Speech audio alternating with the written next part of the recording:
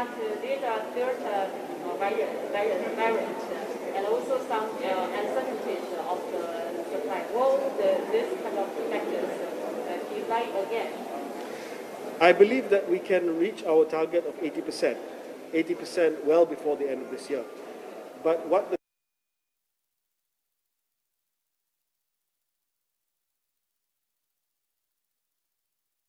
PPV Stadium Nasional Bukit Jalil, dan dengan pembukaan PPV ini kita ada 2 PPV dalam kompleks sukan negara, iaitu PPV di Axiata yang masih lagi memberi tumpuan kepada golongan warga emas dan OKU disebabkan kemudahannya lebih sesuai kepada golongan warga emas dan OKU, dan PPV Bukit Jalil ini lebih kepada golongan usia muda yang telah daftar pada awal pendaftaran. Jadi ramai yang daftar pada 23 Februari, yang mana saya kata akan first come first serve, telah menerima janji temu mereka di Stadium Nasional Bukit Jalil.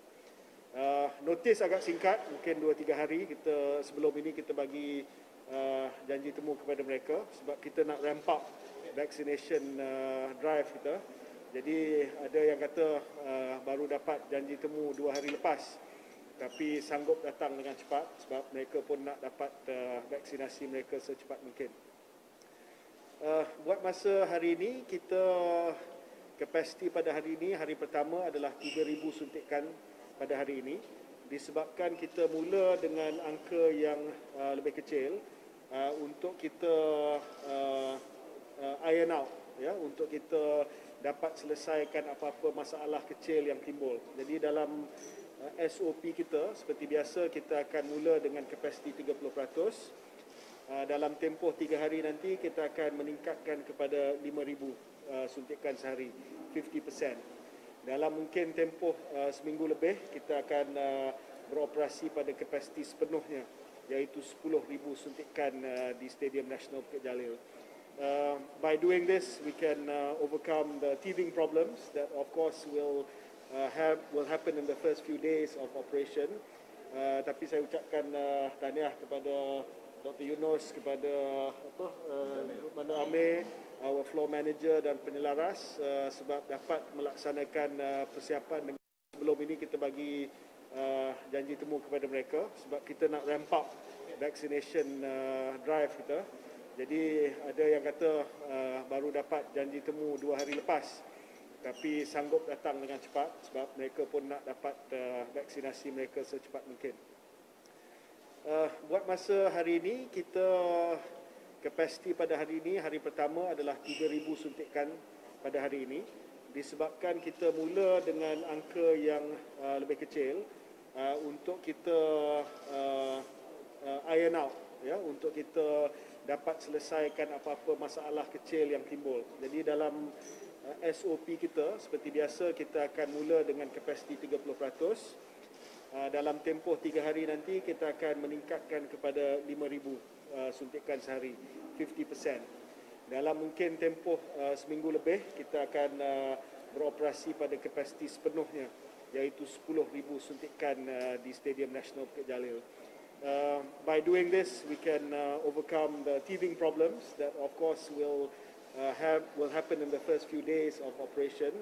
Tapi saya ucapkan tahniah kepada Dr. Yunus, kepada Mana Amir, our floor manager dan penyelaras sebab dapat melaksanakan persiapan dengan begitu baik sekali, dan hari ini nampak tidak ada masalah-masalah besar.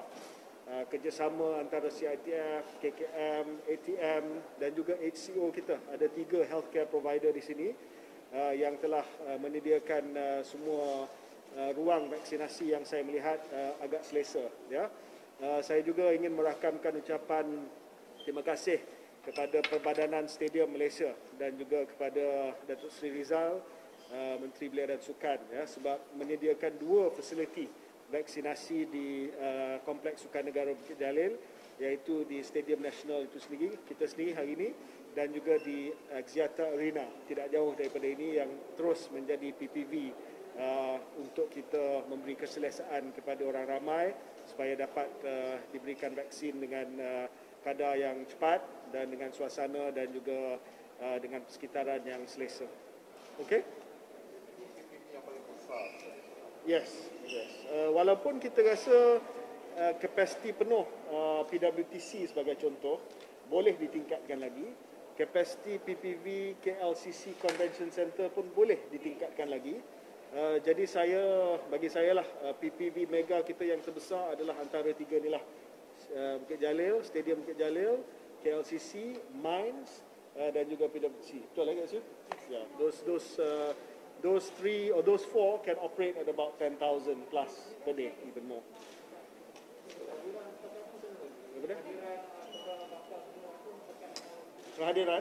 Kehadiran kita akan buat postmortem selepas hari yang pertama, melihat kepada berapa ramai yang datang berbanding dengan berapa banyak janji temu yang telah pun kita beri. Dan kita akan tengok baliklah, mungkin disebabkan ada yang mungkin tak dapat datang pada hari ini, mungkin ada short notice, so kita akan semak balik dan kita akan hantar semula appointment pada mereka. Ini antara perkara-perkara kecil yang perlu kita atasi dalam tempoh masa minggu pertama ni lah.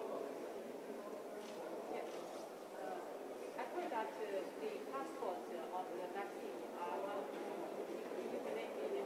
discussing in different countries, but the new cases confirmed, new cases every day is still very high. So is there difficulties, and we need some details for the negotiation, especially with China? The decision to recognize the different digital certificates is a technical issue. That means that both countries have to recognize each other's databases and trust that the database is accurate. Whether or not to allow that country to visit is a policy issue, not a technical issue, or not a technology issue rather. That is an issue that has to be made between the governments, where we allow another country, another citizen from another country to visit when we are comfortable that the case numbers in that particular country has dropped a certain level. So there are two different issues here. One is the technology issue of recognizing each other's digital certificate. That's the conversation that we are having with other countries. The policy issue is when do you decide citizens from that country to be able to visit your country. And that really depends on the case numbers, the variants in that country, and that's something that we continue to discuss amongst the Malaysian government to see which country we will allow and to see which country will allow us to travel. At the moment, because our case numbers are slightly high, a lot of the travel arrangements have been suspended, including with Singapore. The reciprocal green lane has been suspended because the case numbers in Malaysia is quite high, and also there was a resurgence in Singapore recently. But for the types of the vaccine, will the Sinovac be included or not? Chinese produced vaccine included in the vaccine protocol or not? Of course, we use Sinovac. So Sinovac is part of our vaccination certificate.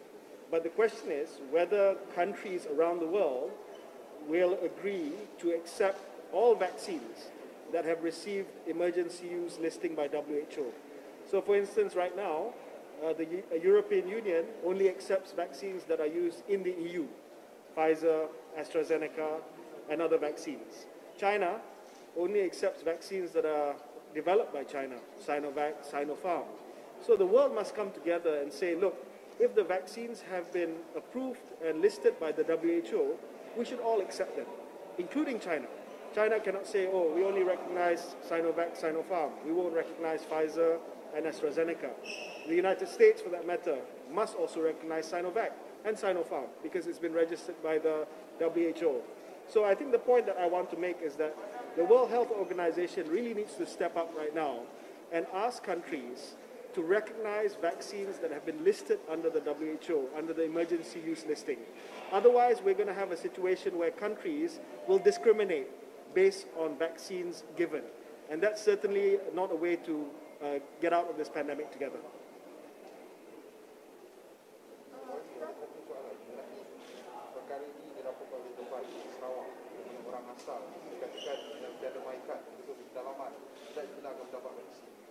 Tidak dibenarkan. Kita kita sudah bagi arahan bahawa sesiapa pun dapat diberikan vaksin. Ya, kalau dia tak ada dokumen pun tak apa, kita catat nama dia dan juga alamat dia. Ya, dan kita soal apa tak ada dokumen tu kita selesaikan kemudian. Yang penting adalah kita bagi vaksin kepada dia dulu. How many more mega PPVs will you open? And is there like a grand total of Yeah, I can't give you an exact number right now because the situation is dynamic. We open whenever we get more vaccines coming in. So, for instance, I've asked my KSU to look at Tier 2 mega PPVs in smaller states. So, today we've decided on categorizing the mega PPVs. Tier 1 is 5,000 and above. Tier 2 is 3,000 to 5,000. So, now we're looking at opening up more Tier 2 PPVs. For instance, in Seremban. Seremban, they will have another Tier 2 PPVs. So KSU is going through all the states right now, the capacity that they have, and matching that against our delivery schedule to ensure that we can open up more big PPVs. So I can't tell you exactly how much because that depends on the delivery schedule. I covered this in my PC just now. Ada yang tanya, oh, only now you're opening up Bukit Jalil. Why didn't you do this a few months ago? We didn't have the supply. If I open this up, no supply, then the public will say, why are you wasting money? Now we have the supply, barulah kita buka. So that's how we make decisions. Once the supply is there, baru kita buka PPV. Bukan seolah-olah I thought about this last week only. No, we always had the plan to open this PPV only bila bekalan cukup. So, another question. Is there any update on the mixing of vaccines with Yeah, so the expert working group, the technical working group, chaired by Dr. Khairy, who's the director of the Institute for Clinical Research, presented a paper 2 weeks ago at the JKJAV on heterologous vaccination. Heterologous vaccinations are mixing the doses. Yeah, that presentation concluded that it was at that point inconclusive. The data was inconclusive. So we have another meeting on Thursday, where there will be an update on heterologous vaccinations and data from other countries. Once and if, only if, the technical working group is comfortable that it is safe and that's effective, then we can consider. I don't want people to say that, oh, we're immediately going to do it. No. I made a statement saying that we possibly will do it. Tapi ini bergantung kepada show daripada jawatan kuasa teknikal. Jawatan kuasa teknikal sedang mengkaji data untuk pemberian vaksin yang berbeza. Tetapi kita masih lagi belum buat apa keputusan. Spanyol dah buat, Germany dah buat, Korea dah buat. Korea Selatan buat untuk AstraZeneca campur Pfizer sebab tak cukup AstraZeneca. Kita harap bahawa bekalan AstraZeneca setelah saya runding tidak ada gangguan. Kalau tidak ada gangguan, we will be able to proceed with the second dose of AstraZeneca. So I've asked the committee to look at heterologous vaccinations for two things. One, to see whether it's more effective. Secondly, in case ada gangguan bekalan, at least we have plan B. So I need a plan B, but so far we are still okay. Yeah, but I will update on the heterologous vaccinations after JKJAV minggu ni.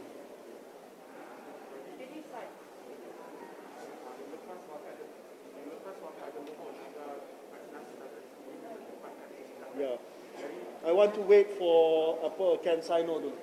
Sebab untuk golongan refugee, golongan pelarian, senang untuk kita bagi single dose. Susah untuk kita bagi 2 dos sebab the nature of the community pelarian di sini is very difficult to access them. So CanSino kita dah runding, kita akan terima bekalan pertama pada bulan Julai ni, akhir bulan Julai. Then we will use CanSino for the refugee population, single dose. Senang. It is said that with sufficient vaccine supply, then the vaccination plan can be fulfilled by the end of the year. But there are third variant and also some uncertainties of the supply. Will this kind of factors be right again?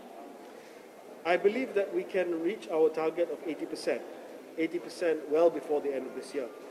But what the government of Malaysia continues to monitor is the prevalence of the variant, especially the Delta variant, which is the B16172 variant. This variant is more transmissible, and this variant is more resistant against the protection that the vaccines give. We have data to suggest that the Pfizer and AstraZeneca vaccine offers good protection against the B16172. We are trying to get data for the Sinovac vaccine. But we continue to monitor this variant. And should this variant be more prevalent, then we will have to relook at the vaccination strategy in the medium term to ensure that we continue to give protection for people. And this may include giving a booster shot to some of our population. We continue to study this development. All right, last one. Yeah, today Bukit Jalil is all Sinovac. 40. Yeah, sorry. There's some that are here that are 50s. 50s.